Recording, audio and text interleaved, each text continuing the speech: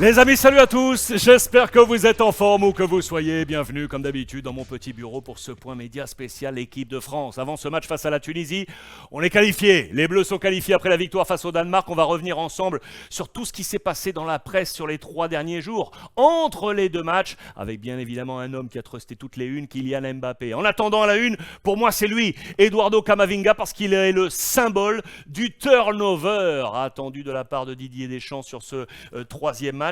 Peut-être sur la position de latéral gauche. On va le voir avec le 11 probable de cette équipe de France. En attendant, retour sur tout ce qui s'est passé. Olivier Giroud avait trusté donc les unes après le premier match. C'est logiquement Kylian Mbappé qui est à la une absolument partout, avec des petits jeux de mots. Le calife Mbappé à la une de l'équipe, à la une du Parisien aujourd'hui en France, paré pour l'aventure. Regardez ça, je suis sûr là, les parents à la maison, si vous avez des petites filles, j'en suis sûr. Regardez, délivré, qualifié. Il y a un petit parfum de Reine des Neiges. Il y a un ton, une tonalité musicale qui va planer sur cette revue de presse également. Délivré, qualifié à la une de La Voix du Nord. Et regardez la une de La Provence. Regardez ça, le titre en page intérieure sur Mbappé. 7 extra, le titre de Léo Ferré, bien évidemment. 1969, j'adore ça, avec Kylian Mbappé à la une du quotidien régional La Provence. On tourne ces pages avec, en parlant de Marseille, une allusion à Jean-Pierre Papin que l'on salue bien évidemment. Ce chiffre 14, rappelé par les copains d'Opta dans les colonnes de l'équipe, avec son doublé.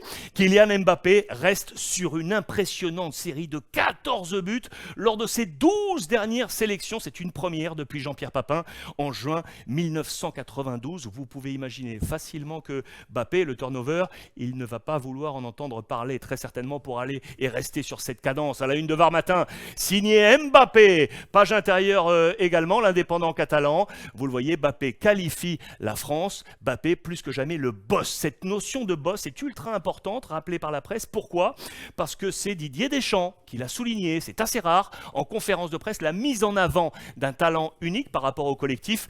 Deschamps qui a parlé de locomotive pour qualifier Kylian Mbappé, qui est le véritable aujourd'hui leader de cette équipe de France, qui a porté cette qualification. Regardez les chiffres rappelés dans les colonnes du Parisien aujourd'hui en France. Buteur français en Coupe du Monde, il est là, Kylian Mbappé, à la 2e place. Derrière Justo Fontaine, il a dépassé Thierry Henry, les meilleurs buteurs en équipe de France. L'ami Mbappé est à la 7e place par rapport à Thierry Henry. Il en reste encore 20 unités à marquer pour aller truster éventuellement cette première place. Et dans l'histoire de la Coupe du Monde, c'est toujours Klose, l'Allemand, qui est à la première place ici avec ses 16 buts devant Ronaldo, 15 buts. Il est là, Kylian Mbappé, avec ses 7 à la 31e place. Il ne voudra pas tourner, il aura envie de continuer sur sa série, c'est sûr. La presse internationale l'a également souligné. Regardez, Mbappé est imparable dans les colonnes de AS, les confrères de Marca. Très sympa ce petit jeu de mots également. Mbappé veut gouverner tout le monde. Dans les colonnes de Sport, on parle de la fameuse malédiction. Vous le savez, les champions du monde sortants qui, sur les 5 dernières éditions, 4 sont tombés dès la phase de poule. Eh bien, cette malédiction ne tiendra pas avec les Bleus grâce à Kylian Mbappé. C'est les confrères de Sport qui le rappellent. La malédiction, on va ainsi l'oublier. On revient à la presse quotidienne régionale parce que j'adore cette photo choisie à la une de La Montagne sur la notion de groupe. Et regardez Kylian, cette tête qui est sortie, regardez ce visage ici là, il va vers l'avant, il pense déjà à demain et aller chercher et voir plus loin. J'adore cette photo du côté de La Montagne. Signé Mbappé à la une de Sud-Ouest, et puis l'apparition peu à peu d'autres profils qui ont été très forts dans ce match, et notamment Antoine Griezmann. Regardez, Mbappé et Griezmann, on parle de joueurs indispensables. On va l'avancer plusieurs fois dans les colonnes de Presse Océan du côté de Nantes. Regardez, Mbappé porte les Bleus, mais Griezmann est le cerveau. Mbappé est le buteur, Griezmann est le cerveau de cette équipe de France, et notamment dans ce repositionnement. C'est logique parce que regardez la une de l'équipe, c'était ce mardi, Big Grisou avec les muscles, parce que repositionné dans ce schéma offensif, ça marche. Et ce qui est intéressant, c'est de souligner également que Didier Deschamps, il ne s'est pas caché, il joue avec 4 attaquants. 4 attaquants, c'est rappelé dans les colonnes de La Voix du Nord, des Bleus plus offensifs, et ça leur va bien. Ça m'intéresse pour montrer effectivement ce positionnement d'Antoine Griezmann, position axiale derrière les 3 attaquants. Ce qui est intéressant, c'est son volume de jeu. C'est l'un des Bleus qui court le plus, rappelé dans les colonnes de l'équipe ces chiffres. Derrière Koundé, Rabiot et Tchouaméni, il est à la 4e position. Il est en mode mouvement perpétuel, et c'est le grand Alain Giresse Pires qui connaît ce poste, qui l'a souligné. Il sent le jeu, il comprend le jeu. Dans les colonnes du Parisien, regardez également Griezmann, histoire d'une renaissance. Dans les colonnes du Figaro, Griezmann, le vrai chef d'orchestre de cette équipe de France. Mais il n'y a pas que Griezmann pour moi, il y a également Dembélé. Dembélé a été superbe sur le flanc offensif droit là, mais pas uniquement offensif. Défensivement, il a travaillé. Lui aussi est en train de se coffrer. Ça intéresse Didier Deschamps. Regardez dans les colonnes de Var Matin.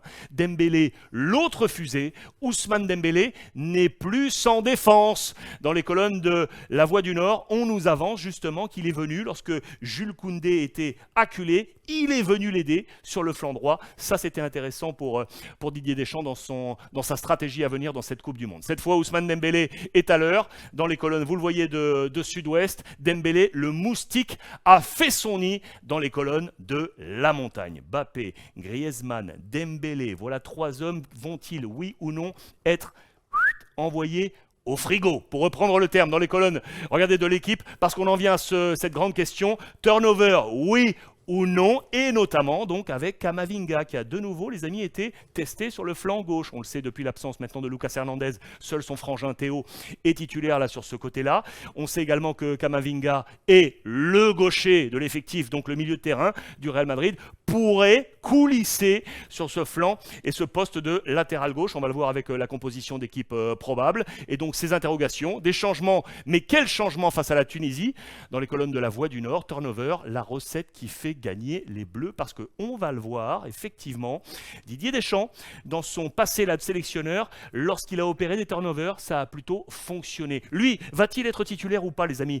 L'ami Dayot Upamecano, la révélation effectivement aux côtés de Raphaël Varane lors de ce deuxième match. Il était titulaire également lors du premier match avec Konaté. Dans les colonnes de La Provence, on rappelle sa trajectoire, son parcours, parce que c'était un petit garçon un peu timide. Regardez, stupeur et bégaiement. Un petit garçon qui était un peu dans sa coquille, et puis là il est en train de tout exploser, de tout éclater pour être la bonne surprise de ce début de Coupe du Monde du côté de Didier Deschamps. Voici justement les 3 matchs dits de coiffeurs, c'est comme ça qu'on appelle les matchs pour les joueurs dits de banc, les remplaçants, mais qui ont une importance capitale dans un groupe Coupe du Monde. Rappelez dans les colonnes de Var Matin, Mondial 2014, Équateur-France, 6 changements. 6 changements avaient été opérés.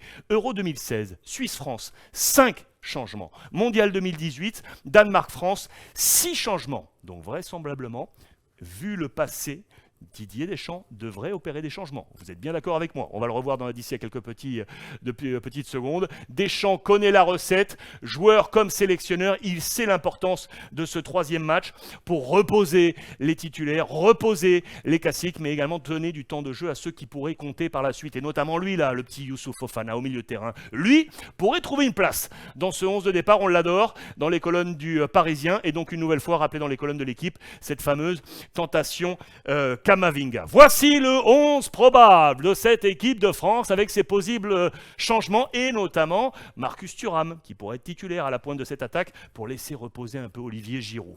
Voici ce 11. Alors regardez, il y a différentes couleurs.